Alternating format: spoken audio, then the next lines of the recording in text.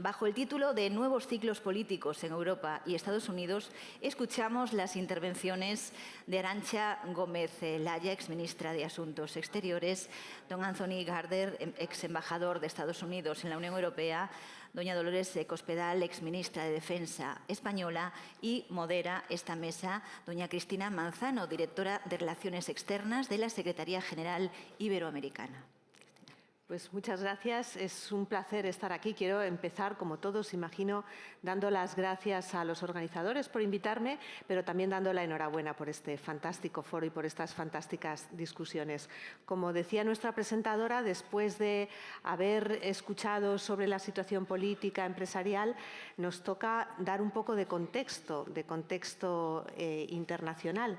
Y nos pilla este contexto en un momento que, si me permiten definir, yo diría, nos pilla consternados por lo que está ocurriendo en Oriente Medio, nos pilla un poco despistados o desinteresados por lo que está ocurriendo en Ucrania, y nos pilla con mucha expectación por lo que puede pasar en Estados Unidos. Es cierto, el título de la sesión se llama, no sé si está aquí, no está aquí, Nuevos ciclos en Europa y en Estados Unidos, pero realmente es un ciclo global. Este año se ha repetido hasta la saciedad, ha sido el año con más procesos electorales de la historia, donde más miles de millones de personas en todo el mundo han votado, desde la India hasta México, pasando, por supuesto, por Europa. Nuestro propio Parlamento Europeo se acaba de votar y ahora, como decía, estamos todos esperando a ver qué pasa en Estados Unidos. Las tres personas que tenemos aquí representan diferentes puntos de vista y experiencias, pero que contribuyen todos a sumar para tratar de entender un poco dónde estamos y, sobre todo, a dónde vamos, y querría que lo abordáramos en el poco tiempo que tenemos con tres puntos muy concretos, tres aspectos muy concretos. La dimensión interior, lo que significa para Europa, para Estados Unidos, este nuevo ciclo. La dimensión bilateral, el título del foro es Vínculo Atlántico, ¿qué significa para la relación entre Europa y Estados Unidos? Y, por supuesto, la dimensión global, que no se nos escapa a nadie. Y por toda esta expectación quiero empezar con Anthony Gardner, que conoce muy bien tanto a la Unión Europea como, por supuesto, Estados Unidos, para que nos cuentes, Tony, ¿cuáles crees tú que van a ser los factores que van a determinar la elección? No voy a pedir que nos digas quién va a ganar, ojalá alguien lo supiera, pero ¿qué factores crees que en este momento pueden condicionar que la elección vaya de un lado o de otro? Muy bien. ¿Por dónde empezar? Donald Trump me licenció en el año 2016. Okay. Es un punto de orgullo. Y digo eso porque me cuesta un poco hablar en modo neutral. Pero llevo más de un año trabajando en la campaña, por supuesto, por el lado de Kamala Harris y antes con Joe Biden, que conozco desde hace mucho tiempo. Estamos en una guerra de trincheras, en que luchamos por cada centímetro de territorio. Según las últimas encuestas, Kamala Harris está a unos 2 o 3% por encima de Donald Trump en el voto popular, pero como sabemos todos, no es el voto popular que cuenta, porque Hillary Clinton ganó el voto popular y perdió las elecciones. Lo que cuenta es lograr los 270 votos en el colegio electoral, y por lograr hay que obtener más votos en 5 a 7 estados claves, incluidos sobre todo Michigan y Pennsylvania, los estados industriales. Y ahí, según las últimas encuestas, los candidatos están a casi paridad. En Michigan, 2 veces, os recuerdo, el margen ha sido de 40 a 100.000 votos. Es nada. Es por eso que digo, estamos en una guerra de trincheras. ¿Cuáles son las tendencias que podrían jugar a favor de Kamala Harris? Hubo una ola de optimismo a favor de ella. 1.3 millones de nuevos contribuyentes en los últimos meses. Eso es un hecho más importante que los 600 millones de dólares que hemos recaudado por la campaña. 1.3 millones de contribuyentes nuevos. Muy significativo porque los contribuyentes van a votar. Hay un estado de ánimo más de optimismo en relación con la economía. Eso cuenta mucho. El Banco Central ha bajado los tipos de interés, eso, bueno, tarde, pero han cortado de medio punto y eso juega mucho a favor de la narrativa que los consumidores van a beneficiar en corto plazo. Las mujeres se han movilizado mucho por preocupación suya de lo que podía pasar en un segundo mandato de Donald Trump. El IRA ha empezado a crear empleos y proyectos tangibles en los estados que cuentan. Pero hay unas tendencias que podrían jugar a favor de Donald Trump. Uno, precios de petróleo que van a subir por los acontecimientos en Medio Oriente. Si los israelíes atacarían a las instalaciones petroleras iraníes, podría subir, y hemos visto en los últimos días, la subida de los precios de petróleo que impacta mucho en los americanos cada día. Inflación. Muchos americanos dan la culpa a la administración actual. ¿Por qué? Comparan los precios del consumo, de la comida, del petróleo, con los precios que tenían hace 4 años. Inmigración, bueno, ha bajado mucho la inmigración porque la inmigración ha cambiado varias políticas en relación con la inmigración, pero los republicanos han bloqueado durante meses un proyecto de ley que hubiera podido resolucionar el problema hace mucho.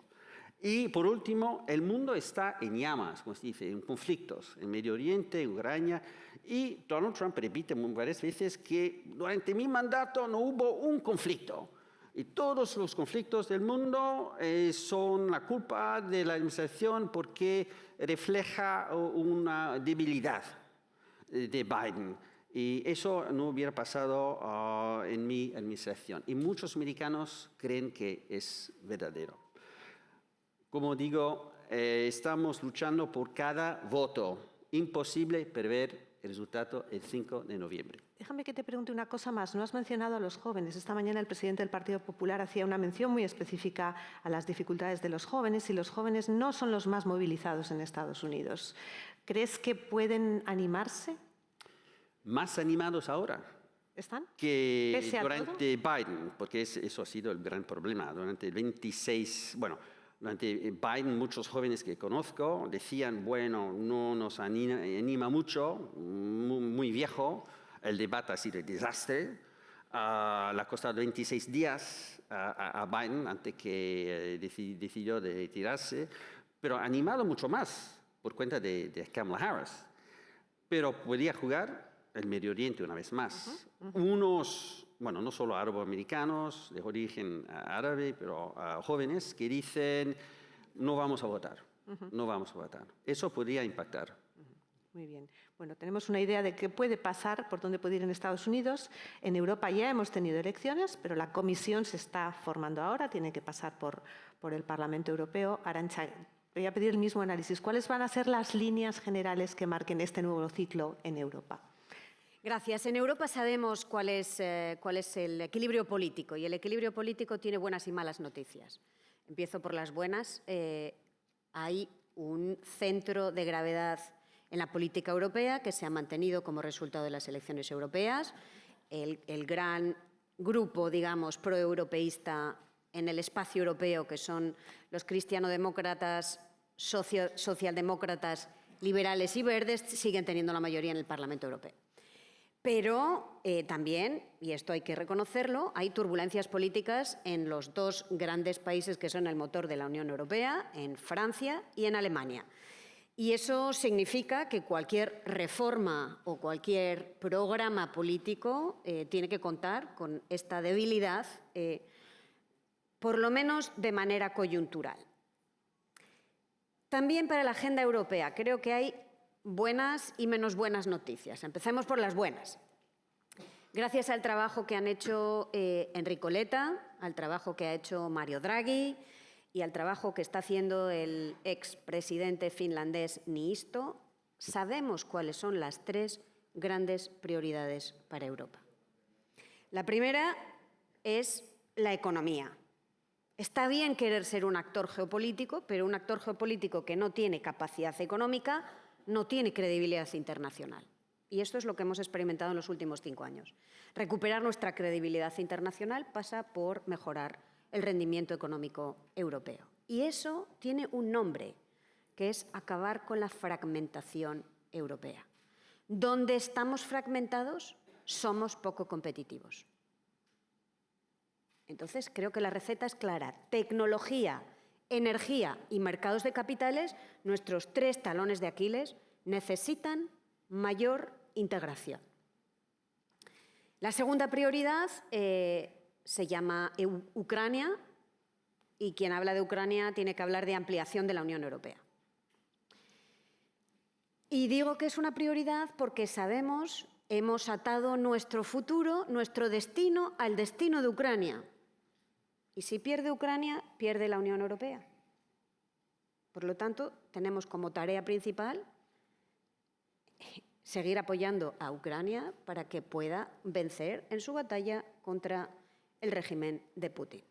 Y esto significa, tanto nos hemos atado y hemos atado nuestro futuro al de Ucrania, que hemos aceptado que Ucrania sea un país candidato a entrar en la Unión Europea. Por lo tanto, ahí tenemos la segunda pista de dónde va a estar la prioridad europea. Y la tercera es la defensa, la seguridad de nuestro continente. Y ahí, nuevamente, tenemos que saber cuánto vamos a querer hacer en el pilar europeo de la OTAN. Ahora la OTAN es más europea, pero tenemos que saber qué vamos a hacer en este pilar europeo, cuánto vamos a querer nosotros tomar responsabilidades en la OTAN, sabiendo además la fragilidad de nuestro gran accionista en la OTAN, que es Estados Unidos, resultado de cuyas elecciones, como nos dice Tony, es más bien incierto. ¿Cómo vamos a integrar el mercado de la defensa europeo, que es también pues poco competitivo porque está muy fragmentado? Y finalmente, ¿cómo vamos a financiar esto? La gran prioridad para Europa el próximo año, no los próximos años, el próximo año es un presupuesto comunitario que integre las inmensas necesidades de financiación que requiere este plan. Y yo lo que diría es que sabemos lo que tenemos que hacer gracias a este ejercicio de estos 3 líderes que de una manera muy desde abajo hacia arriba, consultándolo con todos los Estados miembros, escuchando a todos los actores políticos, económicos, sindicales, civiles, universitarios. Nos han dado un diagnóstico, pero que necesita ahora pasar a la acción, y es ahí donde empiezan las dificultades de economía política, que es donde vamos a tener que gastar nuestra energía en los próximos 5 años. Has hablado de seguridad y defensa, que son 2 rubros que en la configuración de la Unión Europea hasta hace muy pocos años casi no estaban presentes. Desde que Trump llegó a la Casa Blanca y empezó a presionar, sí empezamos a oír hablar de autonomía estratégica y de realmente la necesidad de reforzar todo eso, pero ahora ha entrado directamente en el debate público y en la acción política, hasta el punto de que la nueva comisión la presidenta von der Leyen acaba de nombrar un comisario de defensa que todavía tiene que ser ratificado, pero se ha creado una función para la cual, primero, la comisión no tiene competencias y, segundo, no había existido hasta ahora.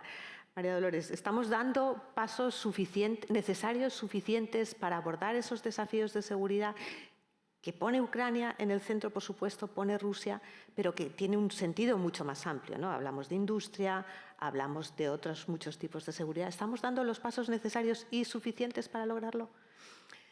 Pues, bueno, lo primero, buenas tardes y muchas gracias al Foro de la Toja por invitarnos a los 3 a esta mesa, que yo creo que es uno de los temas tan importantes y de los que sorprendentemente se habla en la calle, pero cuando se dice, bueno, pues de esto sí se habla en la calle, que esto hace unos años no se hablaba en la calle. Yo creo que antes de decir si estamos dando los pasos o no estamos dando los pasos, lo decía Arantxa, en la buena dirección, porque sabemos lo que tenemos que hacer, lo primero que tenemos que saber es lo que queremos ser. Y eso es lo que yo no tengo claro que sepamos. Nosotros queremos ser de verdad Europa, la Unión Europea.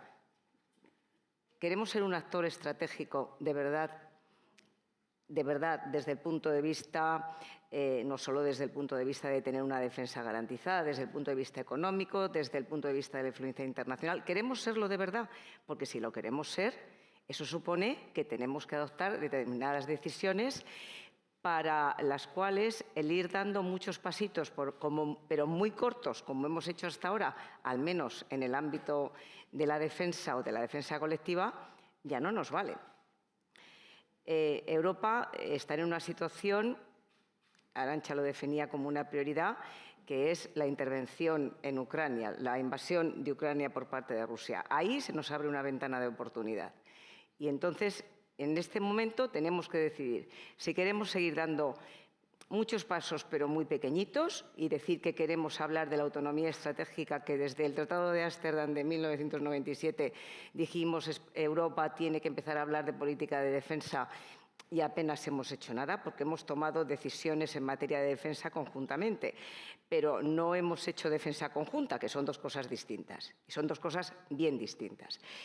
Si queremos ser un actor estratégico, eso tiene que cambiar radicalmente. Von der Leyen ha nombrado, bueno, está in pectore un comisario más que de defensa, de industria o de política industrial para la defensa. Pero es que la auténtica autonomía estratégica de Europa tiene tres vertientes. Tiene la de la industria de la defensa y la autonomía estratégica desde el punto de vista industrial, es decir, ser capaz de crear, de innovar y de abastecernos a nosotros mismos. Eso es un reto y eso requiere mucho dinero. Y ese dinero no va a salir de emisión de bonos o de obligaciones, porque hay estados como Alemania y Holanda que van a decir que no, bueno, que ya lo han dicho. Hace falta, además de eso, una autonomía estratégica política, y no es un tema baladí, que queremos llegar a ser, porque claro, a lo mejor los estados se tienen que replantear cuál es el concepto de soberanía, si estamos hablando de la defensa. Y hace falta también o tiene un componente la autonomía estratégica operativo, desde el punto de vista del número de fuerzas, del alistamiento, del llamamiento a filas, como se decía anteriormente, que hoy tiene muchas más pegas. Es decir, si queremos llegar a algún sitio, primero tenemos que saber a dónde queremos llegar. Y el a dónde queremos llegar exige muchos esfuerzos. Von der Leyen, con el nuevo comisario, ha dicho que van a tener que ser 500 billones de euros, por lo menos en 10 años, para ayudar a la industria de la defensa. ¿De dónde sale ese dinero? Ese dinero que lo ponemos entre todos o lo ponen los estados o cómo se participa desde el punto de vista de las empresas privadas, que las hay importantes en Europa. No lo podemos gastar cada uno por nuestro lado, que es lo que hemos hecho hasta ahora. Las compras conjuntas significa renunciar a muchas cosas. Los proyectos conjuntos significa renunciar a muchas cosas. Hay países que nunca han querido renunciar a nada y que veo yo difícil a Francia renunciando a tener su propia política industrial, por ejemplo. Y saber exactamente a qué vamos a ser capaces de renunciar cada uno de los Estados miembros para eso no es nada sencillo. Por lo tanto, primero, ¿qué es lo que queremos ser? Porque siempre estamos coqueteando con la idea de que queremos una autonomía estratégica y que la queremos tener. Por supuesto, como decía Arantxa, que sea el pilar europeo dentro de la Alianza Atlántica. Esto yo también lo quiero dejar claro. Pero Europa tiene y se es suficiente y bastante para repeler, por ejemplo, una escalada convencional rusa desde el punto de vista de los presupuestos o del dinero que dedicamos todos los Estados miembros a la defensa, desde el punto de vista del alistamiento, desde el punto de vista de la gente que tenemos en las Fuerzas Armadas. Somos capaces. ¿Qué es lo que no tenemos? No tenemos autonomía estratégica. No la tenemos. Pero hace falta creernos que podemos ser un actor global y eso implica muchas cosas. Una de las cuestiones, aparte de todas esas inversiones y de toda esa cesión de soberanía supuesta en el futuro, uno de los pasos previos de los que siempre se habla cuando se habla de seguridad y defensa es la propia coordinación. El hecho de que tenemos entre todos una capacidad militar equivalente a la de Estados Unidos, pero está descoordinada, está duplicada, etcétera, etcétera. Los dos factores que han contribuido a mejorar un poco esa coordinación y a tomárnoslo un poco en serio en los últimos años fue uno, Trump, y otro, Putin. O sea, han sido factores que venían de fuera y nos han obligado. Tony, ¿qué podemos esperar de una nueva presidencia Trump en la relación con Europa? ¿Fue un shock cuando ganó? ¿Fue un shock su desprecio, lo que nosotros interpretamos como desprecio por la Unión Europea, su desprecio por la OTAN y por la base de nuestro pilar fundamental de seguridad, etcétera, etcétera? ¿Qué podemos esperar de un Trump 2.0 y de una Kamala Harris en relación con Europa? Teniendo en cuenta, además, que en Estados Unidos el peso estratégico ha girado ya desde hace mucho tiempo hacia el Pacífico. Sí, por supuesto. Mucho está en juego en las próximas elecciones americanas. No solo por los ciudadanos americanos, pero también por los ciudadanos del mundo entero. Es por eso que repito varias veces que los ciudadanos del mundo deberían tener el derecho de voto en las elecciones americanas. Algo una propuesta quizás no muy realista, pero bueno. Mucho está en juego y 4 puntos por encima como consecuencias de una victoria de Trump. Un segundo mandato de Trump sería, a mi juicio, mucho peor, mucho más negativo que el primer mandato. Y eso no es porque sacaría a Estados Unidos fuera de la OTAN, porque dudo mucho que lo haría. No lo ha hecho en su primer mandato y el Congreso tiene derecho de bloqueo. Podría debilitar a la OTAN, reduciendo el apoyo financiero y disminuyendo a las Fuerzas Armadas estadounidenses en Europa. Pero los 4 puntos negativos por encima de mi lista. 1, vendería Ucrania a Putin por un precio muy bajo.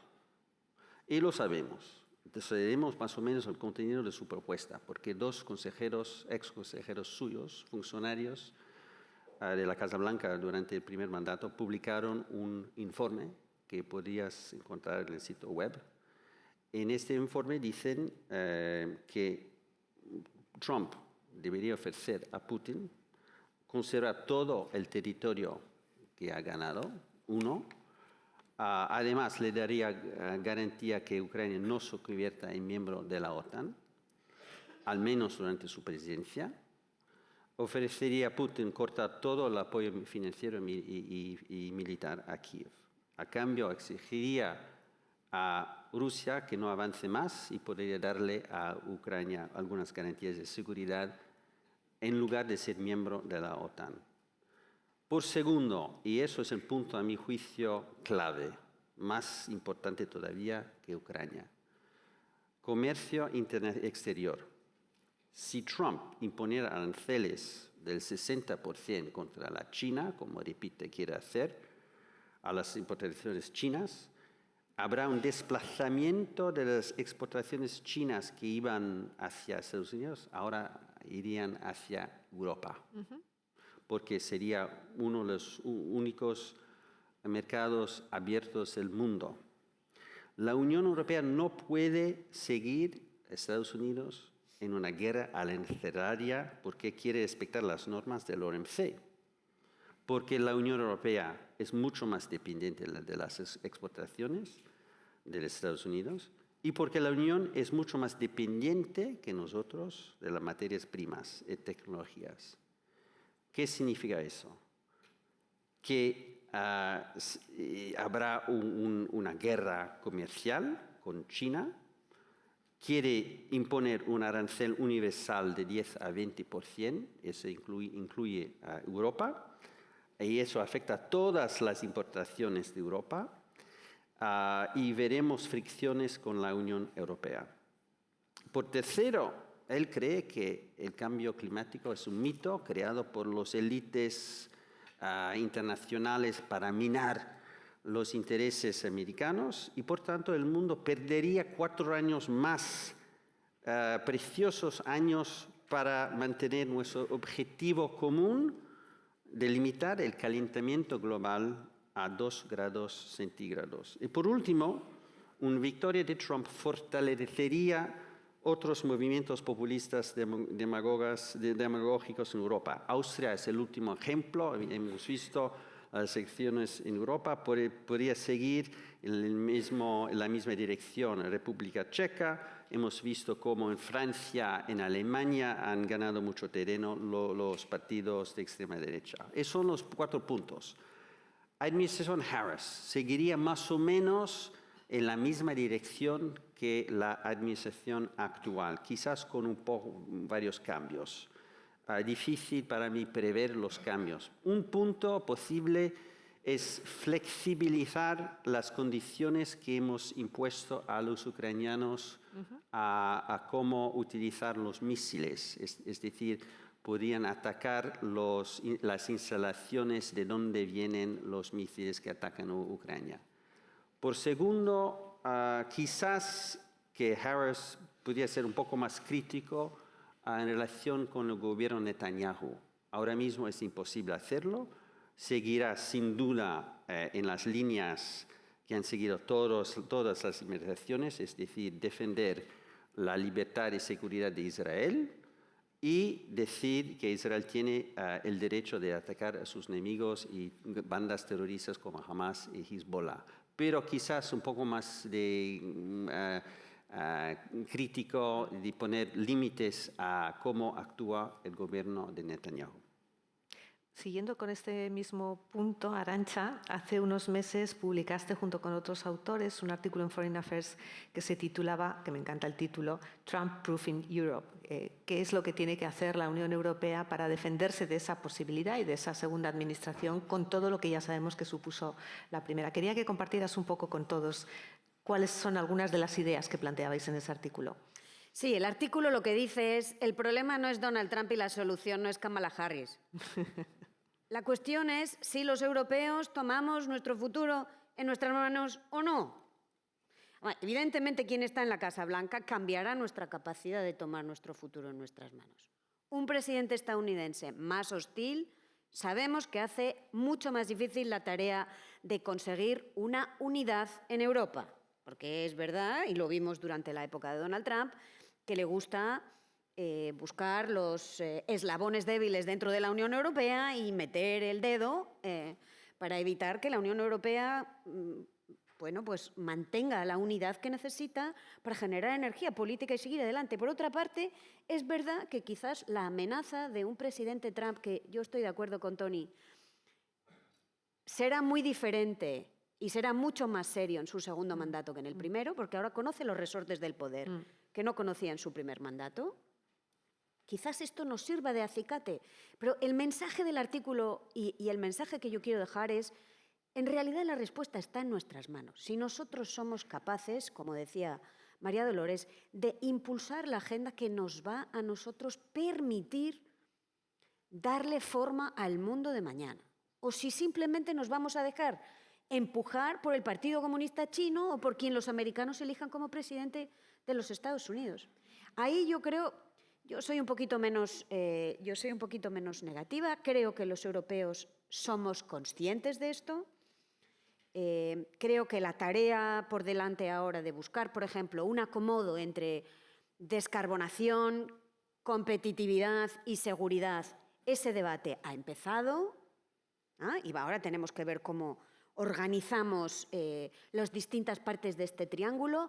Creo que somos conscientes de la importancia de tener una agenda comercial seria, fuerte, que nos permita tejer alianzas donde Donald Trump puede dejar el campo libre para la Unión Europea. O sea, el mensaje es qué queremos hacer nosotros y cuánto estamos dispuestos a hacer nosotros. Y yo creo que hay unos cuantos termómetros. Vamos a ver, o barómetros, mejor. Vamos a ver, uno de los principales barómetros va a ser la ambición del presupuesto comunitario que empiece a discutirse el año próximo. Yo no excluyo de antemano que los europeos podamos hacer una segunda ronda de mutualización de deuda. No lo excluyo. Creo que hay que buscar un buen momento político. Ahora no lo es, porque Alemania está en vísperas de unas elecciones y no va a abrir este elemento que además divide al establishment político alemán, pero yo no excluyo que vayamos en esta dirección. He visto cómo Francia, he visto cómo Estonia, he visto cómo países bálticos, que antes eran más reticentes, ahora ven el enorme problema que supone invertir en la defensa y lo difícil que es haciéndolo uno solamente a nivel nacional, lo importante que es mutualizar esa defensa también a nivel de gasto. Pero nuevamente, La cuestión es si vamos a ser nosotros capaces, si el barómetro es el presupuesto comunitario, es si vamos a ser capaces de un poquito más de disciplina fiscal nacional a cambio de un poco más de mutualización de deuda a nivel europeo. Todo esto es el mundo que nos espera. Yo creo que la Unión Europea no está desvalida. La Unión Europea tiene la capacidad de pesar, tiene la capacidad de decidir su futuro, pero necesita tomar una serie de disposiciones políticas para poder hacerlo.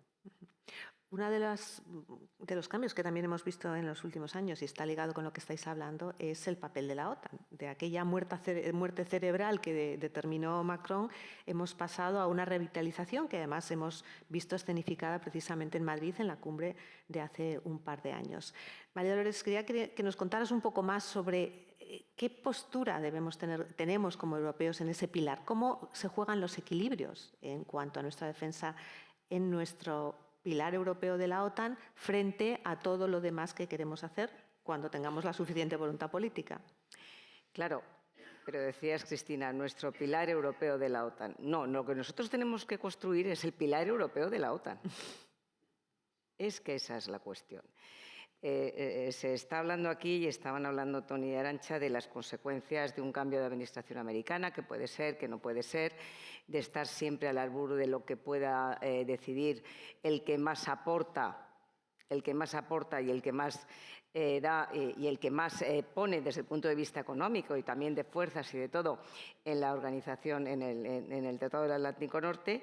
Pero nosotros para lo que tenemos que estar preparados como europeos es para que esas amenazas que no vienen, por cierto, no, desde luego Trump las expresó de manera nunca antes expresada, pero aquello de demandarnos a los Estados miembros de la OTAN que teníamos que llegar al 2% ya viene de muy lejos. Pero con independencia de eso tenemos que estar preparados por si ese apoyo decrece. Y el pilar europeo de la OTAN tiene que ser una realidad, una realidad. Y para asumir esa realidad y para hacer efectiva esa realidad, es para lo que tenemos que creernos nosotros primeros, que podemos ser un actor estratégico, que obviamente nuestros aliados naturales son el resto de los aliados de la OTAN, pero que Europa en sí misma tiene que actuar conjuntamente. Es que esa es nuestra fuerza. Y mientras que eso no lo tengamos absolutamente asumidos, mientras que no seamos capaces de coordinar la compra de armamento, que sean interoperativos todos los sistemas, que podamos tener nuestros propios mandos, que podamos la capacidad de alistamiento, reclutamiento, tener normas comunes. Ya no hay reclutamiento en Europa y se acabó el servicio militar obligatorio. Y aparte esto entra en contradicción con nuestras demografías. Cada vez tenemos menos gente joven. ¿Y qué decir con nuestro entorno laboral y social? Porque podemos incrementar los presupuestos de defensa, pero si empezamos a reclutar soldados, por ejemplo, imaginémonos con las condiciones laborales y sociales que tienen que tener hoy, la mayoría del presupuesto se nos iría en pagar los salarios. Es decir, es que son muchas cosas las que tenemos que pensar, pero yo creo que como esto no lo hagamos, vamos a tener un serio problema. No podemos estar siempre esperando qué va a hacer Estados Unidos. No nos podemos desentender, pero tiene que ser nuestra reserva cuando no seamos suficientes o nuestras fuerzas no sean suficientes para nuestra defensa colectiva. Y tenemos que dejar de hablar de seguridad, de defensa, de la política estructurada, la cooperación estructurada permanente, la PESCO, que se rehabilitó en el año 2017, para hablar de la defensa conjunta,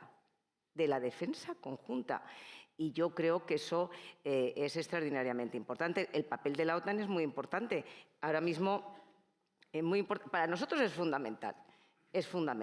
Y de hecho, también la posibilidad que tenemos ahora es que nuestros ciudadanos, no solo los españoles, pero desde luego de manera importante los españoles, pero en el resto de Europa, con lo que está pasando en Ucrania, ahora sí son conscientes, sí que lo son, que antes no lo eran, de que tenemos que invertir en defensa y que invertir en seguridad es la manera de garantizar el ejercicio de los derechos individuales. Ahora sí son conscientes.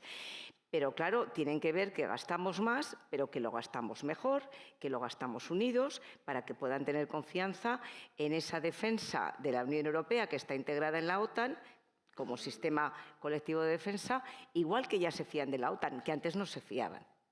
Entonces, todo ese ejercicio lo tenemos que hacer. En la conferencia de Washington de hace unos días, la última, la OTAN ha vuelto a decir que efectivamente vamos a seguir apoyando a Ucrania. Se han apoyado 42.000 millones para el año 25 para seguir apoyando a Ucrania. Se ha dicho que seguimos con los brazos abiertos a Ucrania, porque se ha vuelto a decir, en oposición a lo que decía Tony, que son las líneas rojas, que la OTAN sigue con los brazos abiertos a la incorporación de Ucrania. Pero, sin embargo, claro, cuanto más lejos te queda el problema, menos te va interesando.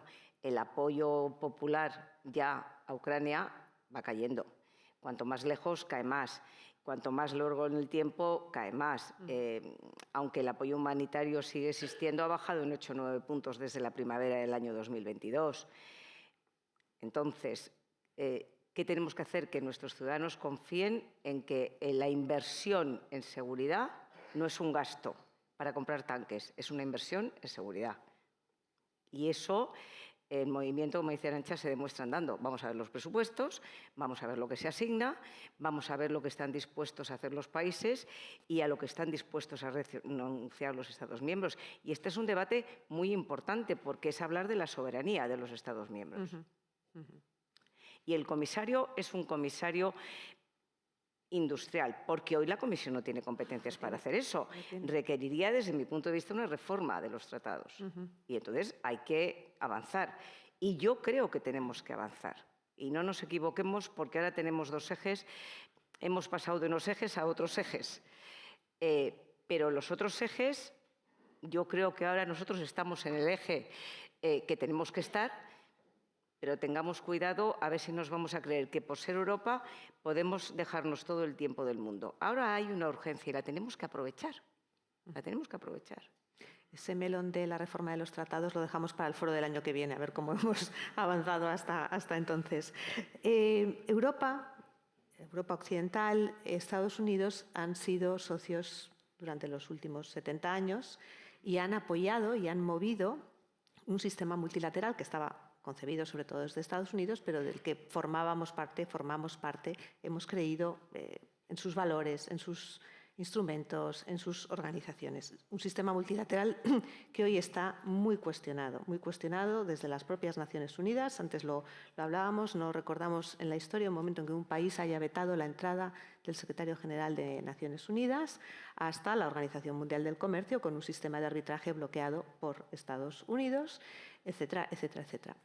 Tony, quería que nos contaras un poco qué visión del mundo tiene Estados Unidos. Y aquí no hablo tanto de administraciones, porque entiendo que es qué mundo quiere para el futuro, cómo visualiza la organización del entorno global en los años que vienen, porque claramente, tal como está ahora diseñado, ni cree en él ni está funcionando.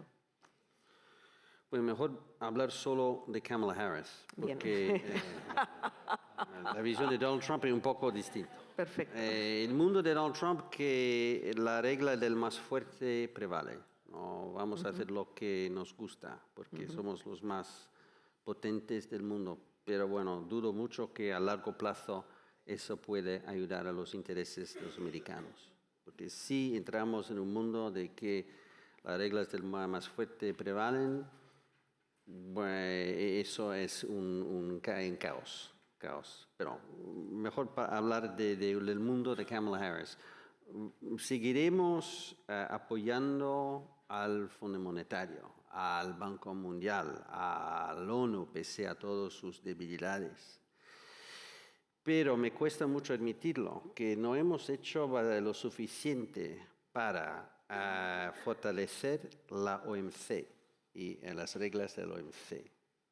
Y eso incluyó la administración de Obama y además durante los 4 años de Catherine Tai, el USTR, responsable de nuestro comercio exterior, no hemos hecho mucho. Hemos hablado de la necesidad de reformar la OMC, pero no hemos hecho mucho. La Unión Europea puso encima de la mesa propuestas muy detalladas de cómo se debe reformar la OMC, que necesita reforma. hay pocas áreas de bipartidismo en Estados Unidos, pero uno es que los chinos han abusado las reglas del OMC desde el principio. Han obligado a todas las empresas en China de hacer transferencias de sus tecnologías. Han subvencionado en modo gigantesco a sus empresas estatales. Y hay toda una serie de abusos de las reglas. Necesitamos reformar la OMC. Y yo deseo y quiero que durante el segundo mandato de Kamala Harris finalmente nos involucremos a hacer unas reformas verdaderas del OMC. Porque el mundo en que cada país pueda hacer lo que quiere es el mundo que va a dañar también a los intereses americanos, a los exportadores americanos. Hay toda una serie de cosas que deberíamos hacer juntos, Estados Unidos y la Unión Europea. Durante mi mandato como embajador americano ante la Unión Europea, yo vi de manera personal que pese a las debilidades de la Unión, estoy mirando a mi amigo Pablo Verdoy, que la Unión es una superpotencia en ciertos sectores, no solo reglamentario, pero sanciones, por ejemplo, contra Rusia. Hubiera sido imposible imponer sanciones contra Rusia sin la involucración de la Unión Europea. Sería inconcebible, imposible manejar el desafío chino sin la involucración de la Unión Europea. Y confío, supongo, y quiero que durante el segundo mandato de Kamala Harris trabajaríamos juntos para asegurarnos de proteger industrias críticas en las que todavía tenemos una ventaja competitiva, reduciendo graves dependencias que tenemos hacia la China, que se permitió que se acumularon durante décadas. Eso ha formado parte del TTC, Trade Technology Council. Pero el problema es que hemos puesto tantas metas, como se dice, encima, dentro, que no hemos conseguido hacer mucho, ¿no? Tenemos que poner 3, 4 o 5 metas esenciales, yo pondría por encima cómo podemos trabajar juntos para mantener o limitar vulnerabilidad hacia la China y proteger nuestras industrias en manera conjunta. Tenemos 5 minutos para resolver el estado del mundo, que lo vamos a hacer con Arantxa y con María Dolores con 2 cosas muy concretas, y lamento el poco tiempo que tenemos. Uno es precisamente sobre China. China está poniendo en marcha e impulsando una serie de organizaciones globales. Los BRICS nacieron de otra manera, pero ahí está el nuevo Banco de Desarrollo, está el Banco Asiático de Inversión en Infraestructuras, pero luego están todas estas iniciativas de ciudadanía global, de cooperación global, de seguridad global. Arantxa, ¿qué te suscita? ¿Tienen realmente suponen una alternativa al sistema multilateral que tenemos, un complemento? La pregunta que nos tenemos que hacer es ¿qué queremos nosotros? ¿No? ¿Qué quieren los chinos? Está muy claro que quieren un espacio mayor a la hora de modelar el sistema internacional. La cuestión es ¿qué queremos nosotros? Y yo creo que tenemos 2 opciones. Una, jugamos con los chinos dentro del sistema y reformamos el sistema. De hecho, ellos también quisieran que se reformara el sistema. Voy a darte un ejemplo, Cristina. Voy a darte un ejemplo, porque claro, si nos ponemos a reformar, tenemos que reformar de verdad. El PIB de China hoy es el 18%. Y su cuota en el Fondo Monetario Internacional es del 6% después de un gran esfuerzo reformador tras la crisis del 2008. Sí. El PIB de Francia en el mundo es 3%, pero su cuota en el fondo es del 4%. El PIB de Alemania es del 4%, pero su cuota en el Fondo Monetario es del 6%. El Fondo Monetario Internacional representa el mundo de ayer, no el mundo de hoy. Entonces, opción número 1, con China dentro, reformando el sistema, o la opción 2, que es sin China, montando el suyo. Montándonos nosotros nuestro propio club. Estados Unidos está impulsando mucho la idea de hacer un G7+++, un G7 donde se suma a Corea y se suma a la India y se suma a Australia, sin China, Y evidentemente los chinos hacen lo simétrico, un sistema, el Banco de los BRICS, por cierto, cada vez más países llamando a la puerta de los BRICS, no porque los BRICS sean más amables que el resto, sino porque hay un banco que da financiación a países en un momento de estrés. Estas son las dos alternativas y nosotros tenemos que preguntarnos cuál es la mejor. Yo creo que para Europa le gustan las reglas de juego y le gustan las reglas de juego porque no tiene el poder suficiente para imponer sus reglas si no hay un sistema que las garantice. Sería reformarlo desde dentro. Y preferentemente con Estados Unidos, claro. Y María Dolores, se habla mucho en esta reconfiguración global de que vamos a un mundo fragmentado. Habéis hablado de fragmentación en otros contextos, un mundo dividido entre autocracias y democracias, un mundo dividido entre el sur y el norte, entre el sur llamado ahora sur global y el norte de toda la vida, entre sociedades abiertas, sociedades cerradas. ¿Crees que es una definición muy simplista de hacia dónde va este orden global? Bueno, pero es que las definiciones generales, por propia definición, son simplistas. Claro, efectivamente, ahora los ejes o los bloques, yo creo que verdaderamente se definen entre sociedades abiertas y sociedades opacas o cerradas o autarquías. Yo creo que eso lo tenemos todos meridianamente claro. Y también tenemos que tener meridianamente claro, hablando tanto del libre comercio como de la posibilidad de una defensa colectiva, como la defensa de los derechos fundamentales, que es lo que nos diferencia frente a otros como modelo de sociedad, de manera más importante que cualquier otro punto.